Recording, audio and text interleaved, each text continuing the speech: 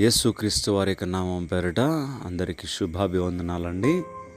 April నెల 4వ తారీఖు గురువారంలోనికి ప్రవేశించి ఉన్నాం. మొదటిగా దేవుని వాక్యమును చదువుకుందాం. సామెతల గ్రంథము 10వ అధ్యాయము 6వ వచనము. నీతిమంతుని తల మీదకి ఆశీర్వాదములు వచ్చును. ఈ వాక్యము మన వినుకుడిలో దీవించబడును గాక. దయచేసి ప్రార్థన చేసుకుందాం. నిరంతర స్తోత్రార్హుడా, మీ ఘనమైన నామమును బట్టి వందనములు. ఆకాశ మహాకాశములను సృజించిన గొప్ప దేవుడువు. మీ మాట వలన తండ్రి ఇవన్నీ కలిగినవి.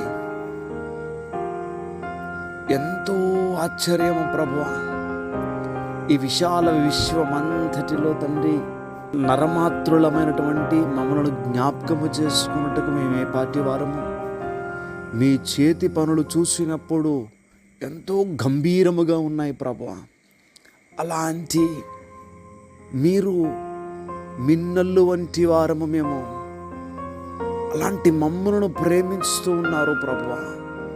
మీ రక్తమిచ్చి మమ్మల్ని కడిగి మీ సొత్తుగా చేసుకుని అబ్బా తండ్రి అని పిలిచే ఆ అర్హతను, ఆ యోగ్యతను మాకు దయచేసి ఉన్నారంటే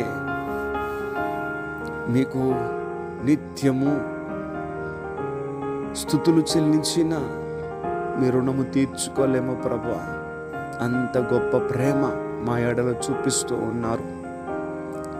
ఈరోజు నీ బిడ్డలు వారి పనులు ప్రారంభిస్తూ ఉంటుండగా నీ బిడ్డలకు తోడుగా ఉండండి.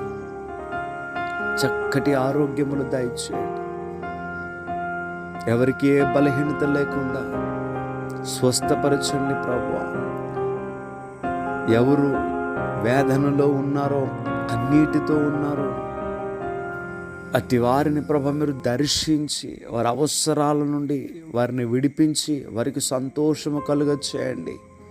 మీ కృపను తోడుగా అనుగ్రహించి విదేశాల్లో ఉన్నటువంటి మా ప్రియబిడ్డలందరినీ జ్ఞాపకం చేసుకోండి. కుటుంబంలో విడిచిపెట్టి దూరదేశంలో ప్రభువా కష్టపడుటకు వెళ్ళి ఉంటుండగా వారికి ఆ రెక్కల కష్టము తండ్రి వృధా కాకుండా వారిని దీవించండి, ఆశీర్వదించండి. వారికి ఉన్న సమస్యల నుంచి వారిని విడిపించండి. ప్రతి బిడ్డ కూడా సంతోషంగా ఉండాలి ప్రభువా. ఈ రోజంతా కూడా నీ బిడ్డలకు మీ సన్నిధి తోడు దయచేసి వారి చేయి పట్టుకుని మీరు నడిపించి మీ దైవ కార్యము వారి పక్షంగా జరిగించి మీ దైవ దీవెనతో వారిని నింపి నడిపించమని యేసుక్రీస్తు వారి యొక్క నామం పేరట అడిగి వేడుకుంటున్నాం తండ్రి. ఆమేన్, ఆమేన్, ఆమేన్.